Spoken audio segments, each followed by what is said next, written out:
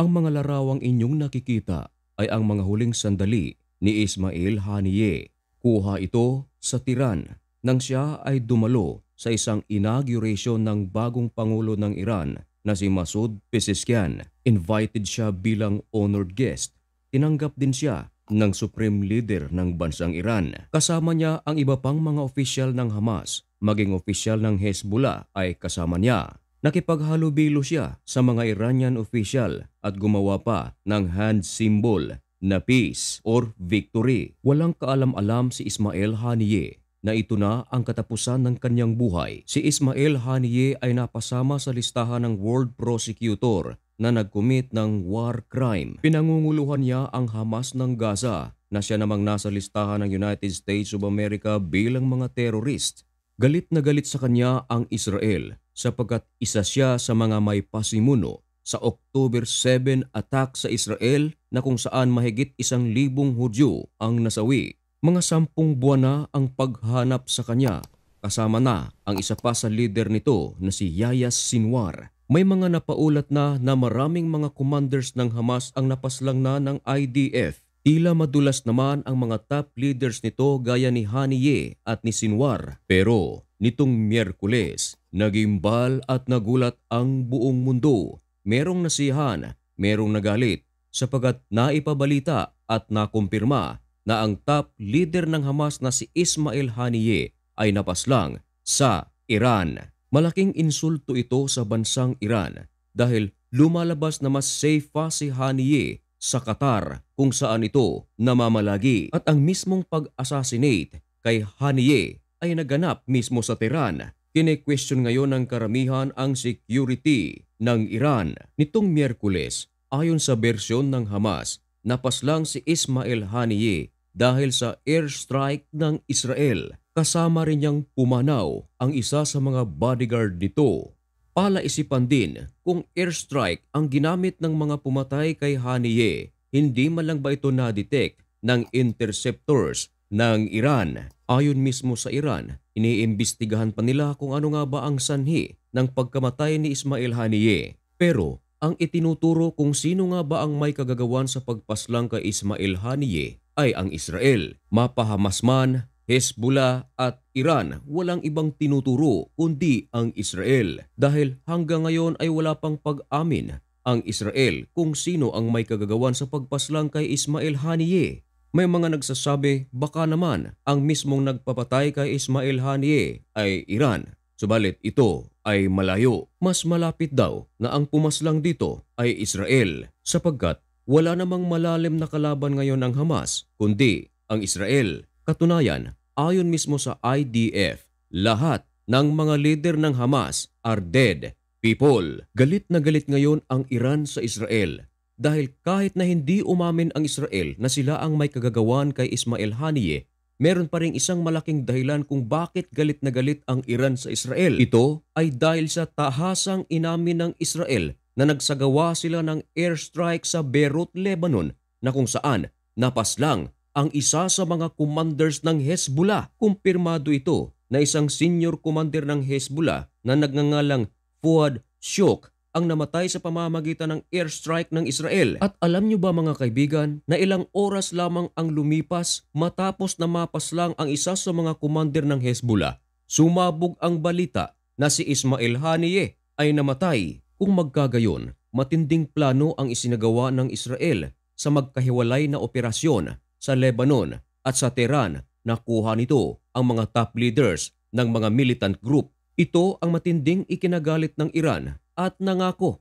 nagaganti sa kanilang ginawa. Samantala, ang bagong presidente ng Iran na si Masoud Pezeshkian dati nang nagpahayag na magiging moderate siya. Pero sa nangyaring pagkamatay ng dalawang mga lider ng mga militanteng grupong ito, meron siyang pahayag na tila hindi na nagpapakita na siya isang moderate sapagat ayon sa kanya, we will maintain a strong ties with Palestinian at tila may pagbabanta sa Israel. Wala namang duda na talagang magbabanta ang Supreme Leader ng Iran sapagat ito talaga ay matagal ng kalaban ng Israel. Pero marami ang mga eksperto na nagsasabi na ayaw talaga ng gera ng Iran kung ang kalaban nito ay Israel. Tulad na lang ng nangyari noong di umano'y inatake ng Israel ang isa sa mga embahada ng Iran na nasa Syria. Dito ay galit na galit ang Iran at nangako ang Iran na gaganti sa Israel. Ginawa nga ng Iran ang kanilang pangako na aatakihin ang Israel. Pero alam nyo ba na bago magpaulan ng daan-daang rockets at missiles ang Iran sa Israel,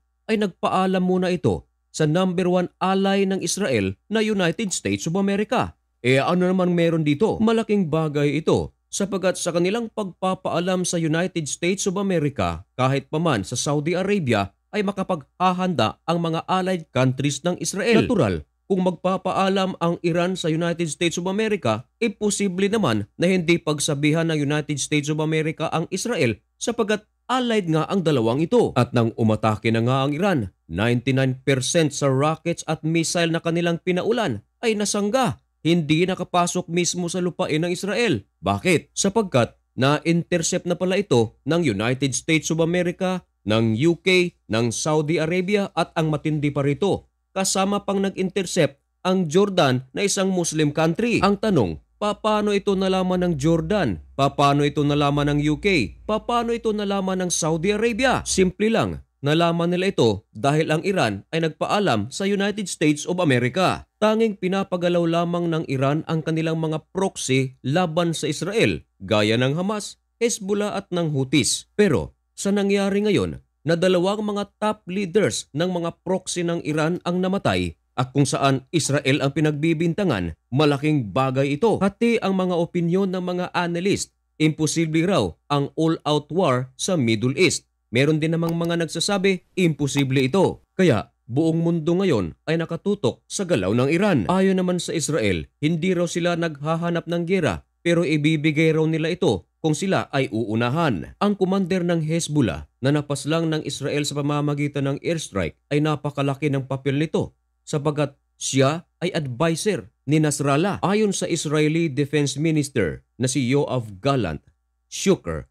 has the blood of many Israelis on his hands. Dagdag pa ni Yoav Gallant, bawat dugo ng mga Hudyo ay malaki ang halaga. Wasak na wasak ang Beirut nang magsagawa ng airstrike ang Israel. Pagkaraan ng ilang oras, sumabog ang balita na ang top leader ng Hamas na si Ismail Haniyeh ay napaslang sa pamamagitan ng airstrike sa Tehran. Dadalhin naman ang mga labi ni Ismail Haniyeh sa residence nito sa Doha, Qatar. Ayon sa report ng The Washington Post na ang pagkamatay ni Ismail Haniyeh sa loob mismo ng Tehran ay isang malaking embarrassment for the country's security forces at isang malaking significant para sa mga allies ng Iran. Ayon sa Supreme Leader ng Iran na si Khamenei, Israel has prepared a harsh punishment for itself. Dagdag pa ng Iran, we consider it our duty to take vengeance for the death of Ismail Haniyeh. Marami tuloy ngayon ang nagsasabi na ipinadama ng Israel ang ginawa ng Hezbollah nitong nagdaang araw lamang, na kung saan 12 na mga young people ang napaslang dahil sa rocket attack ng Hezbollah. Paano yun? Hindi rin kasi umamin ang Hezbollah na sila ang may kagagawan sa rocket attack sa isang soccer field na ikinamatay ng 12 na mga young people. Hindi lumampas ng 24 oras at agad na gumanti ang Israel. Tinarget nito ang maraming lugar sa Lebanon, kasama na ang pinanggalingan di umano kung saan nanggaling ang lumipad na mga rockets. Maging ang mga imbakan ng armas ng mga Hezbollahs ay gwinasak ng Israel. At hindi pa natatapos riyan dahil matapos lamang ang ilang oras, muling nagbalik ang Israel at inatake ang Beirut bilang pagtupad sa pangako ni Benjamin Netanyahu na babalikan nila ang Hezbollah. At nang umatake na ang Israel, ito ang naging sanhi ng pagkamatay sa isa sa mga senior commander ng Hezbollah. Gaya ng aking sinabi mga kaibigan, na ang hindi pag-amin ng Israel sa pagkamatay ni Ismail Haniyeh ay tila ipinararamdam din ng Israel sa Hezbollah ang hindi rin nila pag-amin sa pag-atake nila sa soccer field sa Israel. Dahil kahit na hindi umamin ang Israel, merong pahayag si Benjamin Netanyahu na ibinalita ng The Washington Post. Tingnan nyo mga kaibigan at kayo na ang humusga. Ayon kay Benjamin Netanyahu na report ng The Washington Post, Israeli Prime Minister Benjamin Netanyahu said Wednesday that Israel has dealt crushing blows to Hezbollah and Hamas. Nire-refer ni Benjamin Netanyahu ang mga lider na napaslang nito lang nagdaang araw. Ngayon, maiintindihan mo talaga sa mga pahayag ni Benjamin Netanyahu dahil binanggit niya ang crushing the Hezbollah and Hamas. Lumalabas na parang may kinalaman ang Israel sa pagkamatay ni Ismail Haniyeh sa Tiran. Subalit, hindi lang nito ipinaalam o hindi nila inamin upang maramdaman din ng Hezbollah ang kanilang hindi pag-amin sa kanilang pag-target sa soccer field sa Israel na kumitil ng 12 na mga young people. Samantala, nagsalita na ang anak ni Ismail Haniyeh tungkol sa pagkamatay ng kanyang ama at meron pang pagbabanta. Isinalaysay naman ni Abdul Salam Haniyeh, anak ni Ismail Haniyeh, kung ano meron naging buhay ang kanyang ama. Ayon kay Abdul Salam, ang kanyang ama raw ay isang kalmadong tao. Nais daw niya na pagkaisahin ang Palestinian factions. Ito ay ibinalita rin ng Al Jazeera. Dagdag pa ng kanyang anak, Allah has granted him the martyrdom that he always wished for. Ang kanyang ama ay isa rin daw sa mga nakikipag-usap sa Qatar at Ehipto upang makamit na ang ceasefire sa pagitan ng Israel at ng Hamas. At ito ang matinding babala ng kanyang anak. We affirm that his assassination will not deter the resistance, which will fight until freedom is achieved. Samantala, hindi pa nagbibigay ng komento ang Israel tungkol sa mga balitang ito. Nag-react na ang mga leaders tungkol sa pagkamatay ni Ismail Haniyeh. Unang-una, ayon mismo sa Israel, bagamat hindi sila umamin na sila ang may pakana sa pagkamatay ni Ismail Haniyeh, pero meron silang komentong ganito. Ayon sa Israel, this is the right way to clean the world for this filth. No more imaginary peace or surrender agreements. No more mercy. Ito ang sabi ng Minister of Heritage na si Amichai Eliyahu. Dagdag pa ng Israel na ang kamay na bakal na kanilang ginamit sa pag-strike sa mga militanteng grupong ito raw ang magbibigay ng peace and comfort and strengthen our ability to live in peace with those who desire peace. Ito matindi mga kaibigan. Dagdag pa ng Israel, Haniyeh's death makes the world a little better. Ito naman ang sabi ng bagong presidente ng Iran na si Masoud Pezeshkian.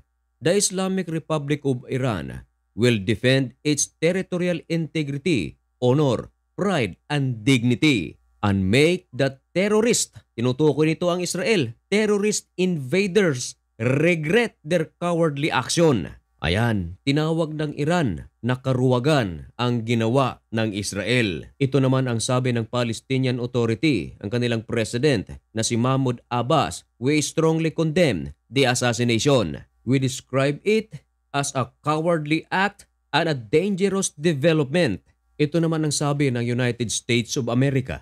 US was not aware or involved in the death of Haniyeh. We continue to call for ceasefire and release the Israeli being held and captive by Hamas in Gaza. Dagdag pa ni Antony Blinken, mula noong October 7, 2023, we will continue to defend Israel. Ito naman ang sabi ng Australia, lahat daw ng ito ay nagsimula noong October 7. Ayon sa Defense Minister ng Australia na si Richard Marles, this individual was central to the activities which occurred on October 7. Activities which we have consistently condemned. Ito naman ang sabi ng China sa pamamagitan ng Foreign Ministry spokesman nito na si Lin Jian. We are highly concerned about the incident and firmly oppose and condemn the assassination. Dagdag pa ng China, ang Gaza ay kailangan daw ma-achieve ang permanenteng ceasefire as soon as possible. Ito naman ang sabi ng Houthis ng Yemen, targeting Ismail Haniyeh is a heinous terrorist crime and a flagrant violation of laws and ideal values. Kung kayo naman ang tatanungin mga kaibigan, ano ang inyong masasabi tungkol sa pagkamatay ni Ismail Haniyeh? Ipahayag ang inyong mga komento at malugod ko po itong babasahin. May God bless you and thank you so much for watching. Goodbye.